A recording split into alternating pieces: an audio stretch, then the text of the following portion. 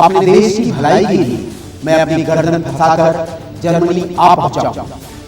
यदि यहाँ मेरे उद्देश्यों की पूर्ति नहीं हुई तो अपने देश की भलाई के लिए मैं अपनी गर्दन दोबारा फंसाकर भारत लौट सकता हूँ।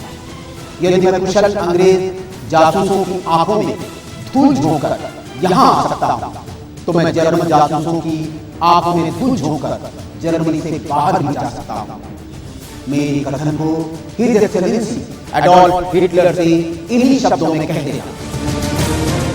अपना इज्जत को लेके जो हिटलर के साथ, मुसोलिनी के साथ, जर्मन हाईकमांड के साथ और जापान का जो वरिष्ठ थे उनके साथ जिस ढंग से बातचीत किया, उससे स्वतंत्र संग्राम आज़ादी के लिए का महत्व बढ़ा दिया और बराबर के हिसाब से बातचीत किया और उनके मदद भी लाए।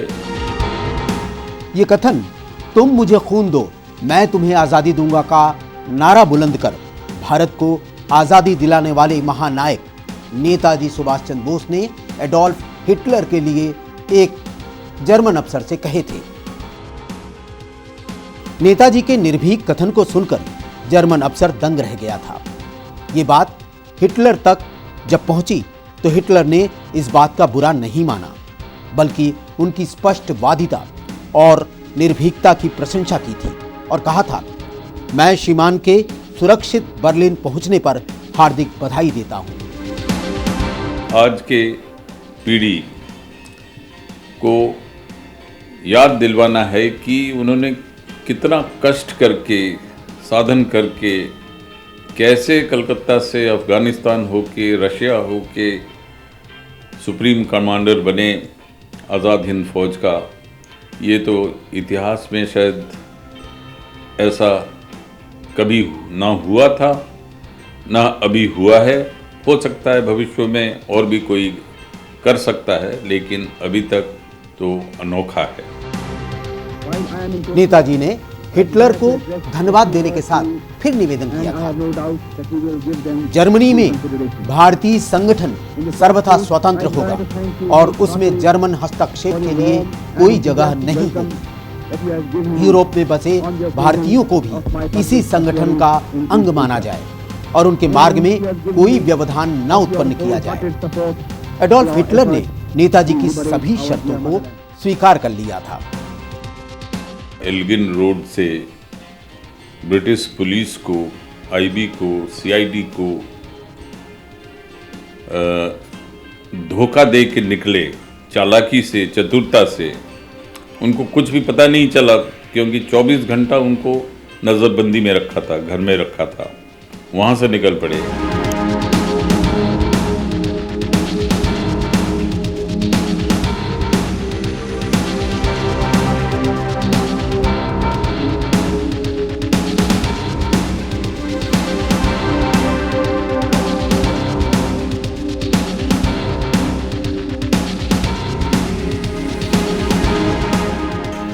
वैसे ही तमाम ब्रिटिश फौज, ब्रिटिश शक्ति के बावजूद भी वो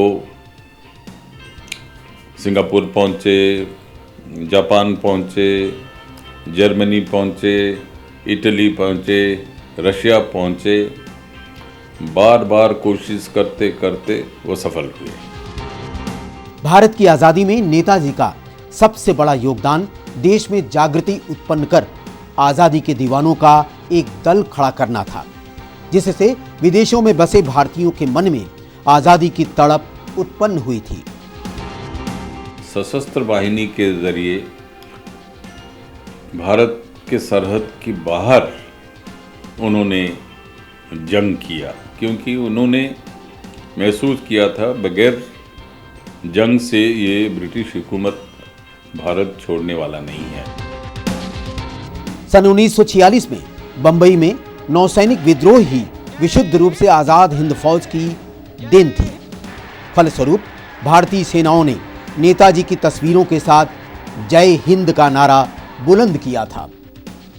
1942 के भारत छोड़ो आंदोलन को कुचल देने के बावजूद और दूसरे विश्व युद्ध में विजयी होने के बावजूद अंग्रेजों को भारतीयों को सत्ता सौंपनी पड़ी। भारत को आजादी मिली। उन्होंने भारतवर्ष का आज़ादी का जंग लड़ा और तीनों ने अपने आप आपसी श्रद्धा भी रखा, उनके प्रति सम्मान भी रखा और उनका मार्ग को सम्मान भी दिया। ये बड़ा अनोखी चीज़ है। जय हिंद, जय हिंद, जय हिंद, जय हिंद।